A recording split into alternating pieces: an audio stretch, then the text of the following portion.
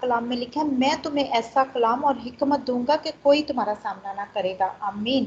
तो खुदावंद पे ईमान और यकीन रखते हैं कि खुदावंद आज फिर से अपने खूबसूरत वादा को निभाएगा, जिसने अपने पाक कलाम में लिखा हुआ है कि फरिश्तों को हवाएं और खुदा के खादमों को आग का शोला बनाकर इस्तेमाल और खर्च करते हैं। तो खुदावंद के खादम को हम दिल की गहराइयों से मैं बड़ी इज्जत और एहतराम से वेलकम करती हूँ कि पास्टर जी आइए, खुदावंद आपको आज फिर अपनी इलाही हिकमत और दनाई से ममूर करके कसरत की बरकत देकर अपने चाल के लिए इस्तेमाल और खर्च करें। और आज का पाक कलाम हम सबों की ज़िंदगियों के लिए बाइस बरकत और हम सबको भी खुदावंद अपनी सोचों को, ख्यालों को अपने ताबिया करे, ताकि हम ना सिर्फ महज सुनने वाले बल्कि आज के पाक कलाम पर अमल करने वाले हों। तो जी वेलकम पास्टर जी, आइए खुदावंद की बातें जो आज आपने खुदावंद से की हैं पाक रूह की हिदायत से हमारे साथ शेयर कीजिए। वेलकम।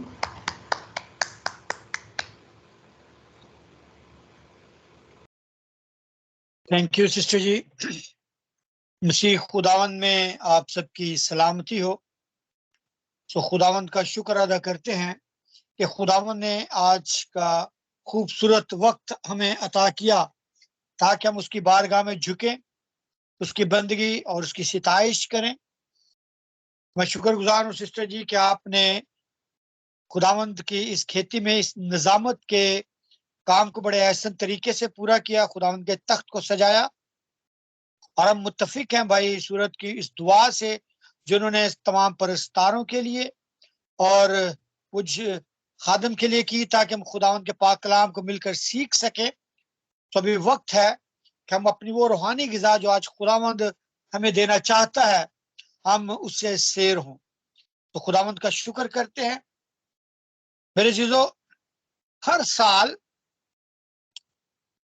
जब भी ये महीना आता है, क्योंकि जिस मुल्क में हम रहते हैं पाकिस्तान में इस्लामी मुल्क है, और वहां पर ये हर साल जब ये मौका आता है, ये त्यौहार आता है जिसे हम ईद उल अज़हा कहते हैं, कुर्बानी की ईद कहते हैं, तो फिर तरह तरह के सवालात उठते हैं और बहुत सारे लोग ये सवालात करते, जो एक मूमन मजमूई तौर पर ये एक ही सवाल बनता है कि क्या मसीही कुर्बानी का गोश्त खा सकते हैं।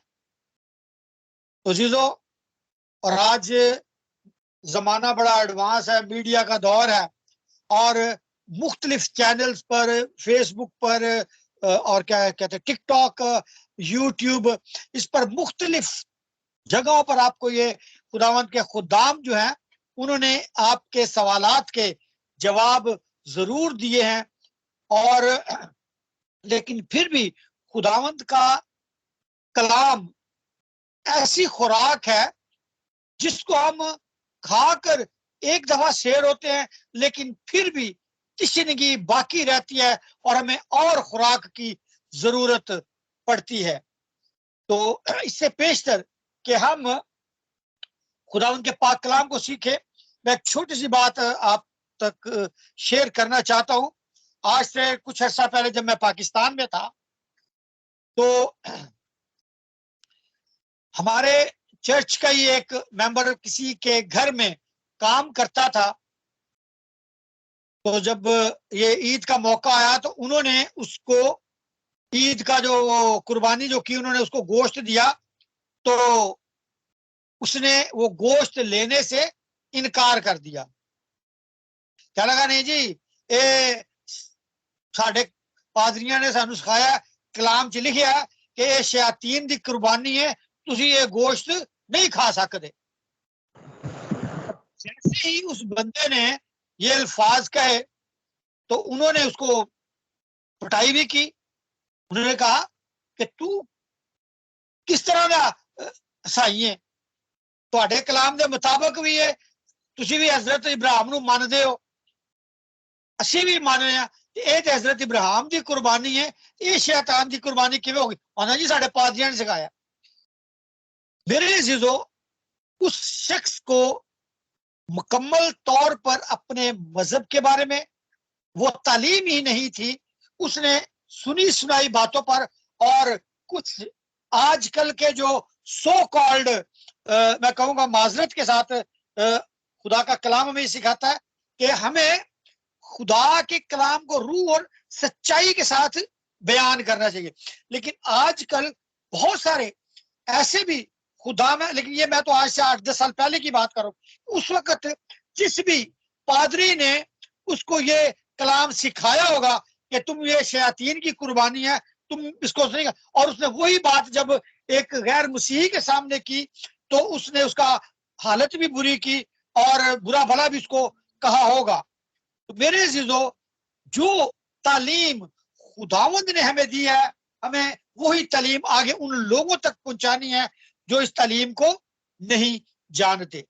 اب جب میں نے اس سے پیشتر کہا کہ ہر سال جب یہ موقع آتا ہے عید الاضحیٰ کا، عید کا، تو یہ سوالات اٹھتے ہیں. پھر ہر جو خدا کا خادم ہے وہ بھی اس بات کی تبلیغ کرتا ہے کہ اس قربانی کا کیا مطلب ہے. اور آج ہم سب مل کر اس بات کو سیکھیں گے کہ بیسیکلی قربانی کیا ہے، یہ جو قربانی کرتے ہیں وہ کیا ہے. کیونکہ جو اکثر لوگ تعلیم بھی دیتے ہیں، کرنتھس کے اس خط کی جو پولس رسول نے لکھا کہ وہ قربانی شیاطین کی، جب ایک لفظ، کیونکہ جی بائبل میں لکھا ہے کہ شیاطین کی قربانی ہے، تو وہ ہر اس قربانی کو شیاطین کی قربانی سمجھ کر اور آگے وہی لوگوں کو جب بیان کرتے ہیں، تو جو نہ سمجھ کم علم لوگ ہیں وہ انہی لفظوں کو پکڑ کر جب دوسروں کے سامنے بیان کریں گے. جو شخص ان باتوں کو جانتا ہے تو پھر وہ ضرور ہے کہ ان میں آپس میں اختلافات ہوں گے، اور اختلافات جب ہوتے ہیں چاہے وہ کسی غلط فہمی کی بنا پر ہو یا کم علمی کی وجہ سے ہو، تو وہاں پر پھر لڑائی جھگڑے کا مقام آ جاتا ہے. تو میرے عزیزو، آج سب سے بیشتر ہمیں یہ سیکھنا ہے کہ ہر سال جب یہ تہوار آتا ہے تو بیسیکلی یہ تہوار ہے کیا، قربانی کیا ہے، اور ہم مسیحیوں کے لیے یہ موقع کس طرح کا ہے، اور ہمیں ہر دفعہ یہ ایک ہی سوال ہر سال ریپیٹ ہم کیوں کرتے ہیں. آئیں آپ سب مل کر خداوند کے زندگی بخش پاک کلام کو کھولیں. اور آج صبح ہی ہمارا جو پیج ہے اردو چرچ ویلنسیا کا، پاس صاحب نے، پاسٹر لطیف جون نے وہاں پر یہ ایک آیت بھیجی تھی. آپ اسی آیت کی تلاوت کرتے ہیں، تو آپ سب میرے ساتھ نکالیں کلام مقدس میں سے عبرانیوں کے نام خط، اس کا 9واں باب اور اس کی 12ویں آیت سے لے کر 14ویں آیت تک ہم تلاوت کریں گے. تو جس بھی خداوند کے بیٹے یا بیٹی نے یہ پاک کلام کا حصہ نکالا ہو وہ ضرور پڑھنے میں رہنمائی کریں.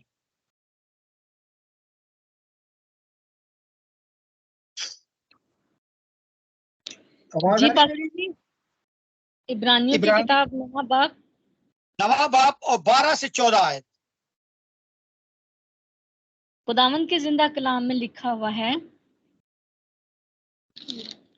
اور بکروں اور بچڑوں کا خون لے کر نہیں بلکہ اپنا ہی خون لے کر پاک مکان میں ایک ہی بار داخل ہو گیا اور ابدی خلاصی کرائی.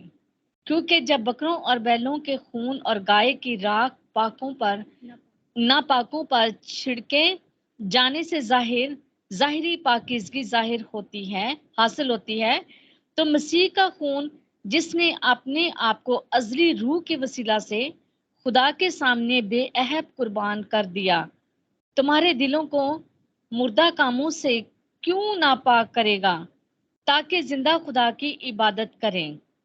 پاک کلام کا پڑھا اور سنا جانا ہم سب کے لیے باعث برکت ہو. آمین. میرے عزیزو، سب سے بیشتر جو خداوند کے پاک کلام نے آج ہمیں سکھایا ہے کہ جو بکروں اور بچڑوں کی جو قربانیاں دی جاتی تھی وہ کس وجہ سے دی جاتی تھی. سب سے بیشتر تو یہ ہے کہ قربانی اصل میں ہے کیا، قربانی کیوں دی جاتی ہے اور کون کرتا ہے. قربانی کرنے والا انسان ہے اور خدا کی خوشنودی حاصل کرنے کے لیے وہ قربانی دیتا ہے. سب سے بیشتر تو ہمیں یہ سیکھنا ہے کہ انسان کیا، انسان کو خدا تعالیٰ نے اپنے دم سے بنایا، مٹی سے لے کر، اور یسایہ نبی کے صحیفہ میں ہمیں ملتا ہے کہ خدا نے انسان کو بنایا تاکہ وہ میری حمد کرے. یعنی جب خدا نے انسان کو بنایا تو اس کا مقصد یہ تھا کہ جو کائنات اس نے بنائی ہے وہ اس کا نائب ہو کر اس کائنات کی حفاظت کرے اور اس کی حمد اور اس کی تعریف کرے. لیکن جب انسان نے خدا کے احکامات کی مکمل تکمیل نہ کی تو پھر اس سے جب گناہ سرزد ہوا تو وہ خدا کی اس پاکیزگی سے الگ ہو گیا. گناہ کی مزدوری موت ہے. اور آج ہم اسی بات کو سیکھیں گے کہ ہر سال جب یہ عید آتی ہے، عید قربان جس کو کہتے ہیں، عید الاضحیٰ کہتے ہیں، اور یہ جب منایا تو یہ سوالات اٹھتے ہیں کہ قربانی کا گوشت کھانا جائز ہے یا نہیں. تو میرے عزیزو، اصل میں قربانی وہ ہدیہ ہے جو اس غرض سے ادا کیا جاتا ہے کہ جو دینے والا اور ہدیہ لینے والا ایک دوسرے کے قریب ہوں. یعنی اگر انسان سے کسی طرح کی کوئی غلطی یا خطا ہو گئی ہے تو اس کی معافی کے لیے وہ عوضانہ پیش کرتا ہے ہدیہ دینے والے کو، تاکہ وہ اس کی خوشنودی حاصل کرے اور اپنے اس گناہ کی معافی کو حاصل کرے، تاکہ وہ رفاقت جو کٹ گئی، چھٹ گئی یا ختم ہو گئی، وہ رفاقت پھر سے جڑ جائے. اور اسی بات کے لیے اگر ہم مقدس کلام کو دیکھیں تو جب گناہ سرزد ہوا تو خدا نے فرشتوں کو حکم دیا تھا کہ ان کو اس پاک حصہ میں سے، میری حضوری میں سے نکال کر الگ کر دو. یعنی عدن میں سے نکال دو، اور پاک فرشتوں کو مقرر کر دیا، وہ شعل اعظم تلوار لے کر کھڑے ہو گئے تاکہ یہ واپس آ کر زندگی کے درخت کے پھل کو بھی نہ کھا لیں. جب اس پاکیزگی سے الگ ہو گئے تو پھر خدا نے وہاں پر بھی ان سے وعدہ کیا کہ میں تمہارے لیے نجات کا بندوبست بھی کروں گا. اور کیونکہ گناہ کو پاکیزگی کی حالت میں آنے کے لیے کسی پاکیزہ کا عوضانہ چاہیے ہوتا تھا. اور آج جب ہم اس بات کو سیکھیں گے کہ جب ہمارے جو غیر مسیحی لوگ ہیں اس کو وہ کہتے ہیں سنت ابراہیمی، اور ہم لوگ جو اس عید کو مناتے ہیں، اس یادگار کو مناتے ہیں، ہم اسے عید فصح بھی کہتے ہیں یا قیامت المسیح بھی کہتے ہیں. اسی قربانی کی یادگاری کو، وہ قربانی جو مسیح یسوع نے دی، جس کا عکس ہمیں پرانے عہد میں ملتا تھا، ہم اس کو کہتے ہیں فصح. فصح عبرانی میں حصہ یعنی چھوڑنا، نظر انداز کر دیا، پاس اوور چھوڑ دینا. یہودیوں کی طرح مسیحی بھی عید فصح مناتے ہیں. میرے عزیزو، بنی اسرائیل کے مصر سے خارج ہونے کا یہ تاریخی واقعہ ہے، اور بعد ازاں اسی واقعے کی یاد میں منائے جانے والی یہ رسم ہے. اور اس رسم میں خمیر کی ممانت کی گئی ہے اور پیلوٹوں کی مخصوصیت ہے. خدا کی اس عجیب رہائی کے لیے شکر گزاری کا اظہار ہے، کیونکہ یہ عید اس وقت منائی گئی تھی جب خدا نے بنی اسرائیل کا رونا محسوس کیا کہ وہ دکھ، تکلیف اور پریشانی کی حالت میں ہے. تو پھر موسیٰ کے ذریعے جب ان کو وہاں سے رہائی دی تو نسیان کے مہینہ میں، جو یہودی کیلنڈر کے مطابق پہلا مہینہ ہے، اس میں خدا نے کہا کہ 10ویں تاریخ کو تم نے کیا کرنا ہے، ایک برہ لینا ہے اور اس برے کو ذبح کرنا ہے اور اس کا خون لے کر اپنے دروازوں اور چوکٹوں پر لگانا ہے، تاکہ جب وہ فرشتہ آئے گا تو وہ ان کو چھوڑ دے گا، اور باقی جو لوگ تھے ان کو، ان کے پیلوٹوں کو خدا نے مار دیا تھا. یہ اس بات کی حقیقت ہے کہ خدا نے کہا ہے کہ پیلوٹے میرے ہیں. اور یہ عید جو منائی جاتی اسی یاد میں ہے، مصر سے رہائی کی یاد میں ہے. اور سب سے جو دلچسپ بات یہ ہے کہ جو فصح کی قربانی وہ ایک شناخت ہے، کیونکہ وہاں لکھا ہے خروج 12ویں باب میں کہ وہ نر برہ ہے، برہ لیں جیسا کہ سمجھا جاتا ہے کہ اس کی اصل مسیح یسوع ہے.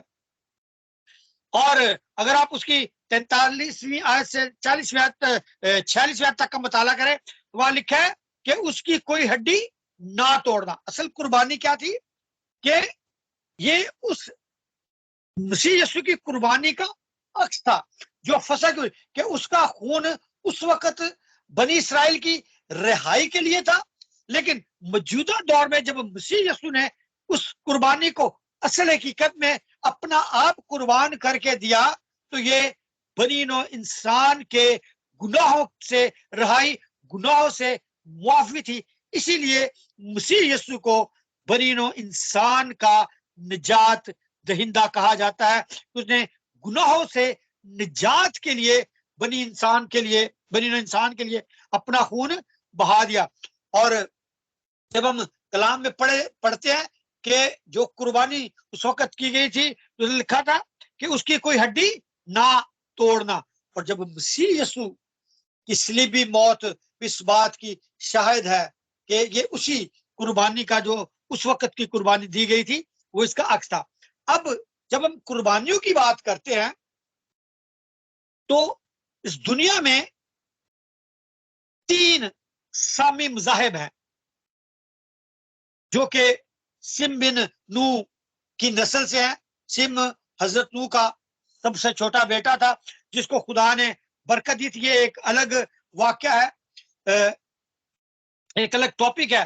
اور اسی کی نسل سے جو مذاہب، جو 3 دنیا کے بڑے مذاہب ہیں، سب سے پہلا مذہب جو بنی اسرائیل کا جس کو جیوس کہا جاتا ہے، یہودی کہا جاتا ہے، اور دوسرا اس کے بعد جب مسیح یسوع اس دنیا میں آئے انہوں نے اپنی تعلیمات کو دنیا پر اجاگر کیا، قربان ہوئے، اور جب زندہ ہو کر آسمان پر چلے گئے اور اس کے بعد جب اس کے حواریوں نے مسیح کی اسی تعلیم کو آگے پھیلایا اور اس تعلیم کو ماننے والوں کو مسیح یسوع کے فالوورز کہا جاتا ہے، اس کے ماننے والوں کو مسیح کی نسبت سے مسیحی کہا جاتا ہے.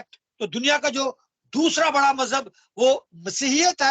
اور اس کے بعد جب تیسرا جو سب سے بڑا مذہب اس دنیا میں مانا گیا ہے وہ ہے اسلام. اسلام بھی سامی مذاہب میں آتا ہے. سامی مذاہب سے مراد حضرت سم کی نسل سے جو مذاہب ہیں جو خدائے واحد پر یقین رکھتے ہیں. جیوش بھی خدائے واحد پر یقین رکھتے ہیں، مسیحی بھی خدائے واحد پر یقین رکھتے ہیں، اور مسلمان بھی ایک خدا پر یقین رکھتے ہیں.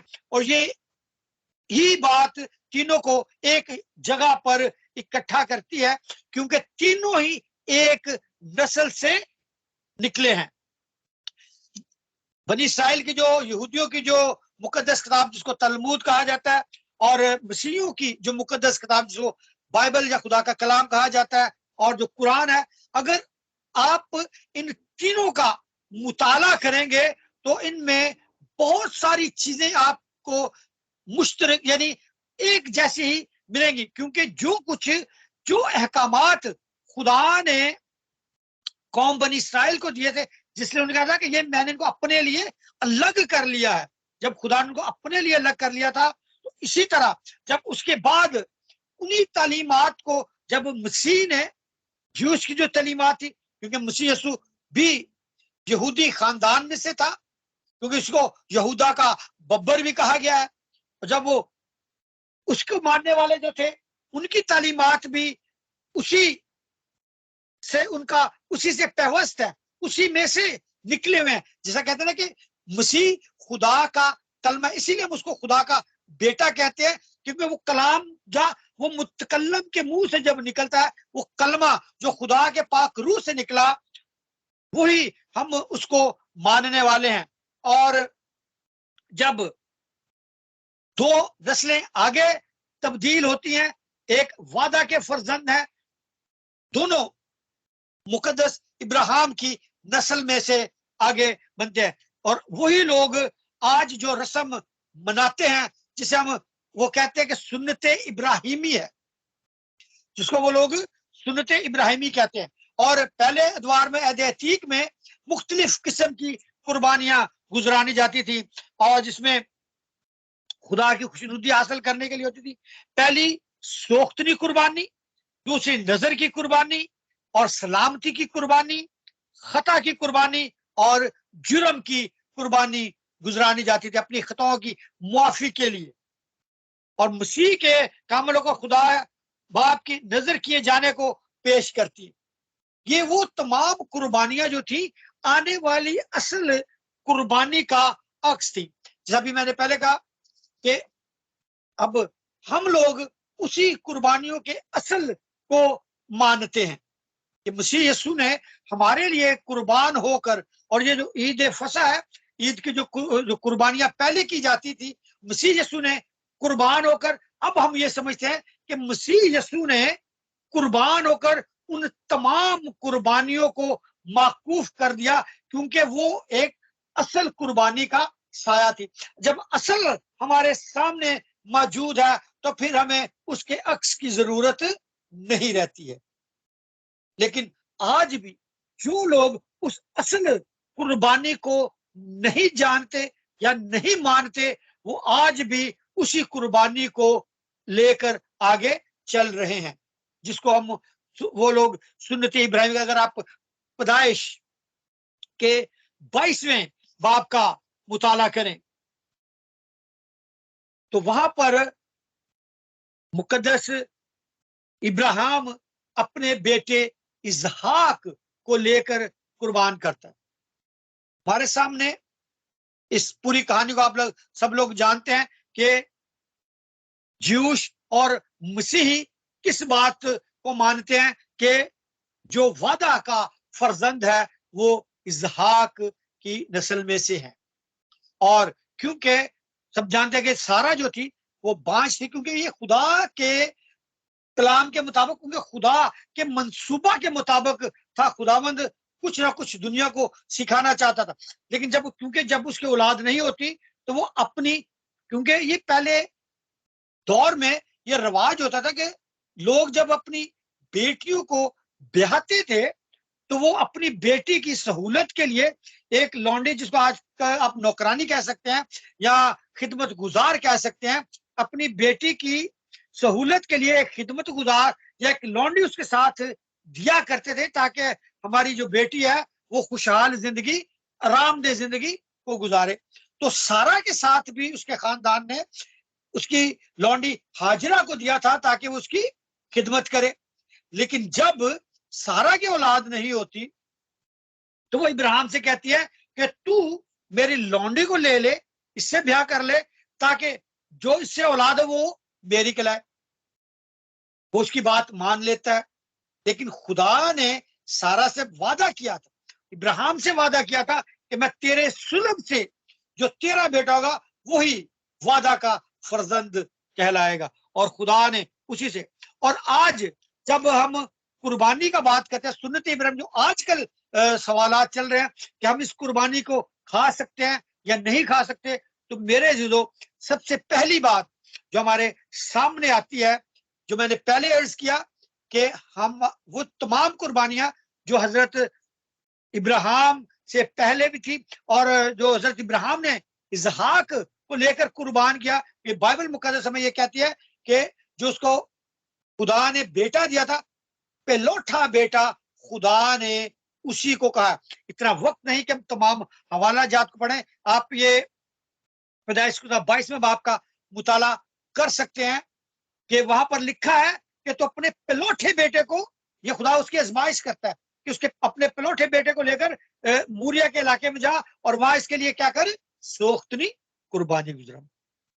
پہلے بھی میں نے کہا کہ قربانیوں کی اقسام تھی، یا خدا کے کلام لکھا ہے کہ اس کا کہتے سوختنی قربانی گزرا. اور جب اسحاق کو لے کر ابراہیم خداوند کے حکم کی تعمیل کرنے کے لیے جاتا ہے تو وہاں لکھا ہے کہ اسحاق اپنے باپ سے پوچھتا ہے کہ ہمارے پاس چھری بھی ہے، لکڑیاں بھی ہیں، کیونکہ سوختنی قربانی جو ہوتی تھی وہ جلائی جاتی تھی، وہ کھائی نہیں جاتی تھی، وہ جلا دی جاتی تھی، مکمل طور پر جلا دی جاتی تھی. تو اسے کہتے ہیں کہ ہمارے پاس سب کچھ ہے لیکن ذبح کرنے کے لیے برا نہیں. تو خداوند کے پاک کلام میں لکھا ہے کہ ابراہیم اسے جواب دیتا ہے کہ خدا کیا کرے گا؟ آپ ہی ہمارے لیے برا مہیا کرے گا. میرے عزیزو، جب اسحاق کو قربان کرنے کے لیے ابراہیم اپنا ہاتھ اٹھاتا ہے تو آواز آتی ہے کہ ابراہیم رک جا، میں نے تیرا ایمان دیکھ لیا کہ تو کس قدر میرا وفادار ہے. تو وہاں پر خداوند کے کلام میں لکھا ہے کہ خداوند وہیں پر جب ابراہیم پیچھے نظر کرتا ہے تو اسے ایک مینڈا نظر آتا ہے اور پھر وہ اسی کو قربان کرتا ہے. اس کے لیے کیا لکھا ہے؟ سوختنی قربانی گزرانتا ہے. اور پھر اس جگہ کا نام بھی وہ لگتا ہے یہوہ یری، یعنی خداوند مہیا کرنے والا. جب ہم سنت ابراہیمی کو دیکھتے ہیں تو ہمارے جو مسلم برادری کے لوگ ہیں وہ اسی یادگار کو آج بھی منا رہے ہیں. لیکن اب فرق جو ان میں اور ہم میں ہے، ہمیں اب اس کو سمجھنا ہے. میں نے پہلے آپ کو عید فصح کے متعلق بتایا کہ فصح بیسکلی کیا تھی اور وہ کیوں تھی. اب ہم دیکھیں گے کہ سنت ابراہیمی کیا ہے. سنت یعنی سننا، جو اسلامی برادری کے روایتی رسم و رواج اور عمل کا حصہ ہے. بیسکلی جو سنت ہے وہ کیا ہے؟ یہ خدا کا دیا گیا حکم جو رسول کے ذریعے ان لوگوں تک پہنچایا گیا. اور سب سے پہلی جو ان کی جو سنت ہے، جو جس کو وہ کہتے ہیں کہ مسلمانی کرنی، جب بچہ پیدا ہوتا ہے وہ کیا کہتے ہیں؟ اس کو مسلمانی کرنی ہے. یہی رسم خدا تعالیٰ نے ابراہیم کو دی تھی اپنے میں شامل کرنے کے لیے. اسے کہا تھا کہ تو کیا کر، اپنے سب کا ختنہ کرنا ہے. اور خدا نے حکم بھی دیا تھا اس کے بعد کہ جب تیرے لڑکا پیدا ہوتا ہے تو اس کا 8ویں روز ختنہ کیا جائے. اور اصل میں جو سننا ہے، جو عربی لفظ ہے، اس کا مطلب یہی ہے کہ ختنہ کرنا، یعنی جب بچہ ان کا پیدا ہوتا ہے تو وہ اس کو اسلام میں داخل کرنے کے لیے اس کا ختنہ کرتے ہیں. اور پیدائش 17ویں باب میں بھی اگر آپ پڑھا دیکھیں تو وہاں پہ لکھا ہے کہ جب تمہارے ہاں بچہ پیدا ہوتا ہے اس کا پشت در پشت ہر لڑکے کا ختنہ جب وہ 8 روز کا ہو تو کیا جائے. تو یہ وہ عکس تھا. اور مسیح یسوع نے ان تمام شرع کے احکامات کو پورا کیا. مقدس یوسف اور مریم نے جب مسیح یسوع پیدا ہوا تو 8ویں روز اس کو ہیکل میں لے کر گئے. جب اس کی مخصوصیت کی گئی ہیکل میں تو اس کا ختنہ ہوا اور اس کا نام رکھا گیا تھا. تو یہ تمام جو رسومات ہیں عہد عتیق کے مطابق مسیح یسوع نے بھی پوری کی تھی. اب بات آتی ہے اس قربانی کے لیے، اس سنت کے لیے جس کو وہ مانتے ہیں. نمبر 1، مسیحی ایمان کے مطابق جو قربان گاہ پر جس کو لٹایا گیا وہ مقدس اسحاق تھا، جو وعدہ کا فرزند تھا، جو خدا نے اپنے وعدہ کے مطابق اس کو دیا، جس کو پہلوٹا کہا گیا. لیکن اسلام میں جو قربانی کا تصور ہو گیا کہ وہ کہتے ہیں کہ حضرت ابراہیم اسماعیل وہ بچہ تھا، وہ بیٹا تھا جو سارا کی لونڈی ہاجرہ سے پیدا ہوا. وہ یہ کہتے ہیں کہ اسماعیل کو ابراہیم جو تھا وہ قربان کرنے کے لیے لے کر گیا. یہاں پر ہی ہمیں اس قربانی میں شریک نہ ہونے کا اندیہ مل جاتا ہے، کیونکہ جب ہم کہتے ہیں کہ وہ قربانی جو مسیح یسوع کی قربانی کا عکس تھی وہ اسحاق کی تھی، لیکن یہاں پر جب فرق آ گیا کہ وہ اسماعیل کی قربانی سمجھ کے یہ اس سنت کو اس رسم کو ادا کرتے ہیں. دوسری بات کہ وہ رسم جو تھی، جو سوختنی قربانی، جو پیدائش 22 میں لکھا کہ وہ تھی سوختنی قربانی کے لیے ابراہیم لے کر جاتا ہے. اس کو حکم ملتا ہے کہ تو سوختنی قربانی گزران. اور سوختنی قربانی کھائی نہیں جاتی تھی بلکہ مکمل طور پر جلا دی جاتی تھی. اور ہیکل میں بھی یہی ہوتا تھا، جو خطا کی قربانی ہوتی تھی، جرم کی قربانی یا نظر کی قربانی ہوتی تھی، اس میں سے کچھ حصہ کائن لیتا تھا اور کچھ حصہ کو جلایا جاتا تھا. لیکن جو سوختنی قربانی ہوتی تھی اس میں سے کچھ بھی کھایا نہیں جاتا تھا. نمبر 3، خداوند نے انسانی خوراک کے لیے سب کچھ واضح طور پر ہمیں بتا دیا. یہ سمجھنا ہم بہت دفعہ پہلے بھی دیکھ چکے ہیں کہ پہلے جب خدا نے بنی نوع انسان کو پیدا کیا تو اس وقت خدا نے انسان کو کھانے کے لیے گوشت نہیں دیا تھا. گوشت تو انسان کی جبلت کی وجہ سے خدا نے پھر اس پر کہہ دیا کہ تو یہ چیزیں کھا سکتا ہے. بار 11ویں باب کا اگر آپ مطالعہ کریں تو وہاں پر خدا نے جن جانوروں کو کھانے کی اجازت دی ہے ان میں خدا نے پہچان بتائی ہے کہ یہ جانور تم کھا سکتے ہو.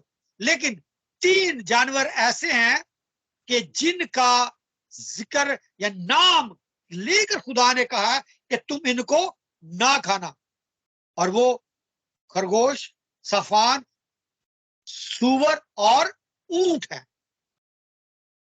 ٹھیک ہے، یہ چاروں جانور ہیں جن کا نام لے کر خدا نے بتایا کہ تم نے ان کو نہیں کھانا. اور ان میں سے ایک جانور، باقی 2 جانور تو مسلمان بھی اور مسیحی بھی، جس میں سور اور صفان ہے، یہ تو نہیں کھاتے ہیں. لیکن اونٹ کا گوشت جو ہے ان میں سنت ہے. اور اس قربانی میں جو منائی جاتی ہے، جو کی جاتی ہے، اس میں جو لوگ اونٹ کو قربان کرتے ہیں وہ کہتے ہیں کہ یہ سنت ابراہیمی ہے. اب جب خدا نے اپنے پاک کلام میں واضح طور پر کہا ہے کہ تم نے اونٹ کو نہیں کھانا، مسیحیوں کے، جیوش کے لیے میں نے بتایا نا کہ 3 جو سامی مذاہب جو خدا واحد پر یقین رکھتے ہیں، ان میں جیوش، مسیحی اور اسلام، پہلے دونوں جو ہیں جیوش اور مسیح، وہ خدا کے ان احکامات کی پاسداری کرتے ہیں اور اس جانور کو نہیں کھاتے. لیکن جب اس سنت ابراہیمی میں اس عید پر اسی جانور کو ذبح کیا جاتا ہے مقدس جان کر اور اس کا گوشت کھایا جاتا ہے، تو پھر میرے عزیزو یہاں پر صاف واضح ہو جاتا ہے کہ ہم اس کو چاہے قربانی سمجھیں یا نہ سمجھیں، ہمیں اس میں شریک بھی نہیں ہونا. لیکن اصل بات جو اس قربانی میں شامل نہ ہونے کی ہے وہ یہ ہے کہ جب ہم اس قربانی کو قربانی سمجھ کے میں شامل ہوتے ہیں تو میرے عزیزو ہم اس اصل قربانی سے ہٹ جاتے ہیں جو میرے اور آپ کے لیے مسیح یسوع نے قربان ہو کر دی.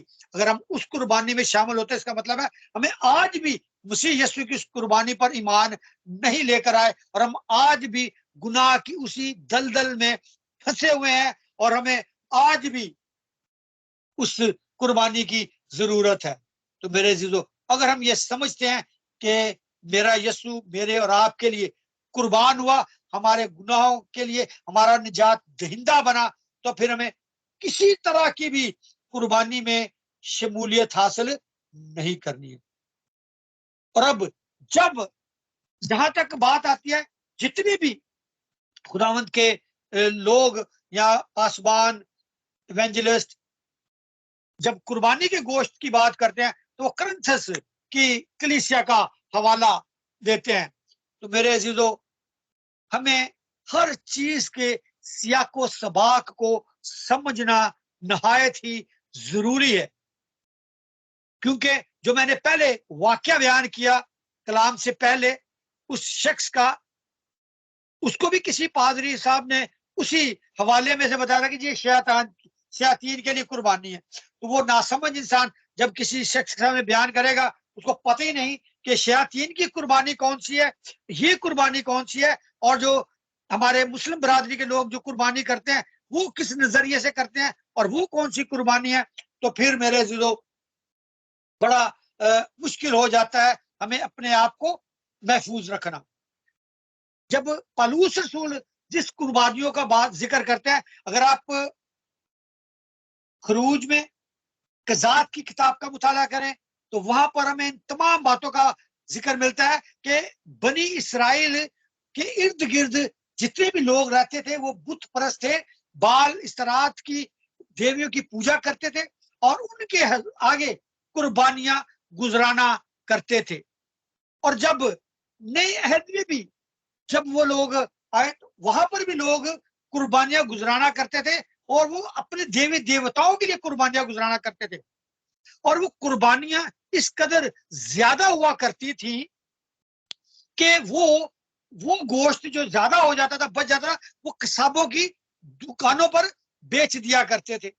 اب وہ قربانیاں کو جو تھا اس وقت کا جو دور تھا جس کا ذکر مقدس پولس ہمیں سکھاتا ہے، وہ ان قربانیوں کی بات کرتا ہے وہ جو شیاطین کے لیے گزرانی جاتی تھی، اور اس وقت بھی لوگ تذبذب کا شکار ہوا کرتے تھے۔ اسی لیے مقدس پولس نے کہتا ہے کہ تم قصابوں کی دکانوں پر جو بکتا ہے، کیونکہ تمہیں اس چیز کا علم نہیں ہے کہ وہ کس جگہ سے وہ آیا ہے، کیونکہ وہ کسی بھی دینی اطراف کے بغیر تم وہ لوگ گوشت خرید کر وہ استعمال کر سکتے ہو۔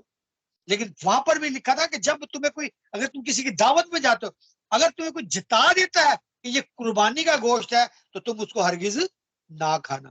لیکن یہ قربانی جو آج کل کے دور میں ہمارے مسلم برادری کے لوگ کرتے ہیں، یہ اس کا ان قربانیوں سے کوئی تعلق نہیں ہے۔ میرے عزیزو، آج مجھے اور آپ کو سمجھنے کی یہ ضرورت ہے کہ قربانی جو تھی وہ کس لیے دی جاتی تھی، اور ہم جس قربانی پر یقین رکھتے ہیں کہ میرا یسوع ہمارے گناہوں کے لیے قربان ہو گیا، تو پھر اس نے ان تمام قربانیوں کو، اس سایہ کو موقوف کر دیا، کیونکہ ہم اصل قربانی پر ایمان رکھتے ہیں جو صلیبی موت مسیح یسوع نے میرے اور آپ کے لیے بھگتی ہے۔ تو میرے عزیزو، ہمیں اس قربانی کو ذہن میں رکھنا ہے، اور ہر سال جب ہم اس عید کو مناتے ہیں، اس فسح کو مناتے ہیں، اور وہ فسح خدا نے کبھی بھی، کلام خدا آپ پورا کھول کر دیکھ لیں، پڑھ کر دیکھ لیں، کبھی بھی خدا نے یہ نہیں کہا کہ تم میرا جنم دن منانا یا میرے جی اٹھنے کی عید منانا یا یہ کرنا۔ خدا نے اس فسح کی یادگار کے طور پر کہا کہ میری یادگاری میں تم یہی کیا کرنا۔ خدا نے اپنے بدن اور خون کی تشبیہ کو ہمارے سامنے چھوڑا، اس نے کہا کہ تم اس فسح کے وقت، اس عید کو ہر لمحہ یاد رکھنا ہے کہ میں تمہارے لیے قربان ہوا، میرا بدن تمہارے لیے دیا گیا، میرا خون تمہارے لیے دیا گیا۔ جب تم اسے استعمال کرتے ہو تو میں تمہارے بدنوں میں سکونت کرتا ہوں، جیسا خدا نے پہلے کہا کہ میں چاہتا ہوں کہ میں تمہارے درمیان سکونت کروں، کیونکہ خدا نے ہیکل جب بنانے کا مقصد یہ تھا کہ ہمارے درمیان خدا سکونت کرے۔ اور جب نئے عہد میں خدا کا کلام میں سے آتا ہے کہ ہمارے بدن خدا کا مقدس ہے، اور جب ہم اس مقدس میں مسیح کی قربانی کو لیتے ہیں، اس کے بدن اور خون کو لیتے ہیں، تو میرے عزیزو، ہمیں پھر کسی اور قربانی کی ضرورت نہیں رہتی ہے۔ کاش خداوند ہمیں یہ سمجھنے کی توفیق دے کہ ہمارا اصل کفارہ، ہماری اصل قربانی مسیح یسوع نے ادا کر دی ہے، اور ہمیں اب کسی اور قربانی کی ضرورت نہیں ہے۔ خداوند آپ سب کو برکت دے، آمین۔